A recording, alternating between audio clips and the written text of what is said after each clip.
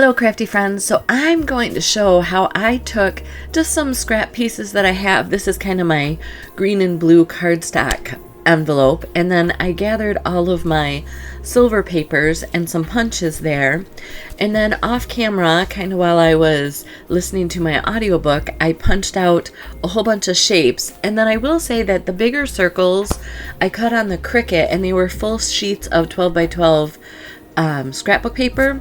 But as a maker from close to my heart, we can order some bulk packs, and so those were all the bulk patterns from old paper kits that I went ahead and cut out. Just if you want to do this, 2.8 inch circles. And so we're gonna make a couple of different, I don't know if they're like garland, or I could see like cutting out butterflies or stars or anything else and doing like shorter segments of these little spinny garland runs and putting them on packages in lieu of bows. So I just thought it'd be fun. Here I'm thinking about using these as window hangings, or actually on one of my Christmas trees I'm gonna make like 3 to 4 foot sections and then just kind of drape them as garland throughout the tree. So what I did is I decided I would work in pairs, and I don't know if you can see this on camera, but I have the holographic silver paper as well as a matte silver, and then I have 2 different pieces of glitter silver paper. So I am just kind of laying out what I want to do for the first few sections. And so I have my string held down by a block, put glue on one side, and then I just cover it with the matching shape over top of it. And I'm learning as I'm going. This is the first one that I've done.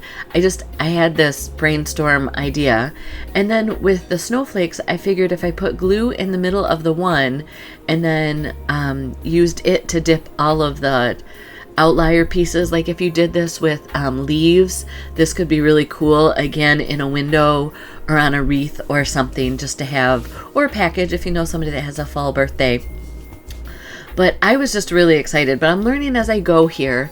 And so for this one I use a lot of my blocks, and I think because the snowflakes have such intricate pieces, I want to make sure that they are flattened.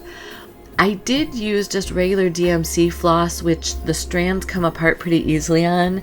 And with the snowflakes, if I don't hold the strand carefully, the string and the parts of the snowflake end up intermingling with each other, and I have to untangle it. So I think if you had a solid strand versus one with multiple strings in it, that would be my suggestion.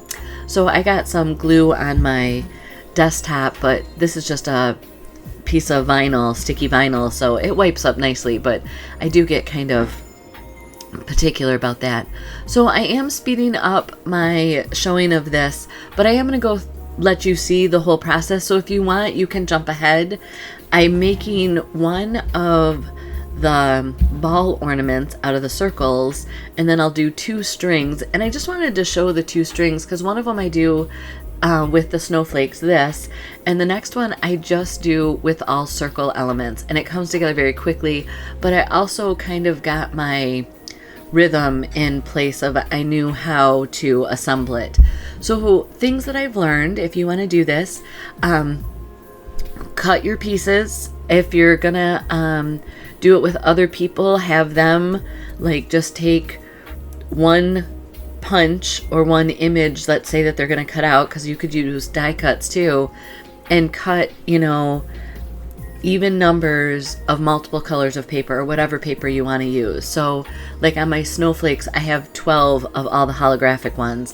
I have 10 of all of the circle glitter, so that they're even numbers. I slowed the camera or the filming down here so you can see it, otherwise it was just too fast to see all the glitter. But I love how they spin. It's kind of like that old 70s beaded door. And I am going to go ahead and put a loop on both ends. You could add a bead in here if you wanted. I'm just doing loops on both ends because, like I said, I think on my Christmas tree, I'm just going to have them be kind of swags on some of the branches because I fully intend to do more of this.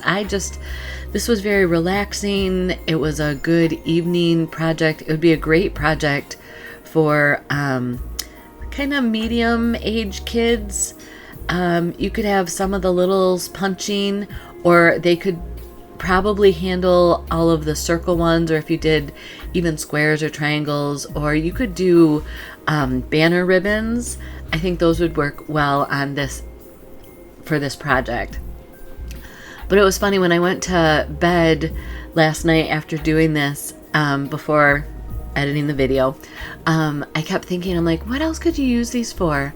And that's when I was thinking that for butterflies, you know, if you put 5 or 6 of them on a string and just had some groups of those, you could really dress up a package, on a wreath again on a front door, or even you could put a small strand in one of your kids' lunches. I have a robot stamp that does gears and that, and so I think I would totally get an eye roll from my teenager, but how much fun would that be, right? Surprise them with that in their lunch. So here I'm just moving this along, and like you can see, I'm kind of alternating colors. I'm not worried about what shape is where. The more random you can do, not that we do random well, I think it really kind of is fun, and it's more artsy. It's not the machine, oh, we have a big circle, then we have a small circle, then we have a snowflake, and then we go back to a big circle and a small circle and a snowflake. You can do repetitive patterns, but for me, I kind of like the randomness of it. This is the process that I started figuring out worked best for me, is I take one of my shapes and put it wrong side up to the left of my strand, and then the matching shape right side up to the right of my strand, and then you kind of just glue those together.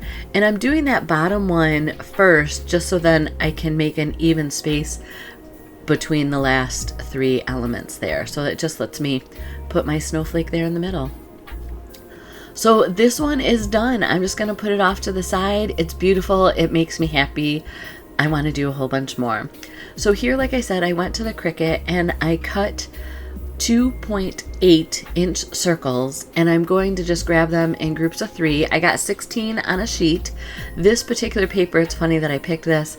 My Cricut blade ripped some of the paper, so I only have 15 circles here. So I'm making sure that this plaid section is perpendicular to each other, and so I just grab 3 circles, fold them in half, and then you can see I take them apart and then burnish those edges even more. It's quick, it's easy. This project I use a liquid glue on, and so I do need to make sure that the different gluing processes fully dry before trying to expand to make the ornament, and I will talk more about that as the process goes along. But I'm just going to go ahead here. Like I said, I'm using 15. I think you could get away with 12, and then your openings would be a little bit bigger and you would see the inside as well as the, or you would see both sides, I should say, of the pattern paper. So it's up to you how tight of a ball you want. And when we get to the end, you'll see what I mean, that I really do think that you could have fewer circles in there and it would just open up. You would see more of both sides of the paper. So for every paper, I am going to glue the center just like you're seeing here. Just a line, and I'm not gonna be fussy about, is it really truly the center? I'm just eyeballing it.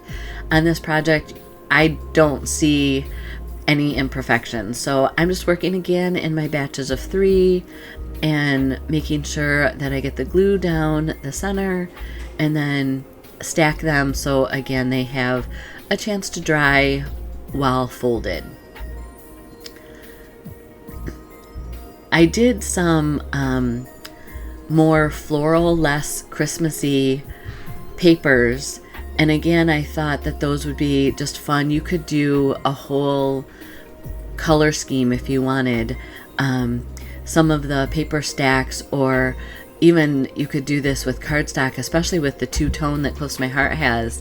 It could be kind of fun to have just the two tones in the balls here. This, when it's done, is really solid. I was surprised at how stiff and it wasn't flimsy at all.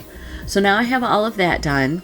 So what I'm going to do here is I'm going to line them up, and then I'm going to put glue at both of the top and the bottom. So glue top and bottom, and again I'm going to fall into a rhythm where I'll realize I can put glue on multiple papers at once and then just stack them. I like to work efficiently. There's always things to do with kids in the house and husbands to feed, and there's always something to do. So I like to get my craft on, but do it in an efficient manner.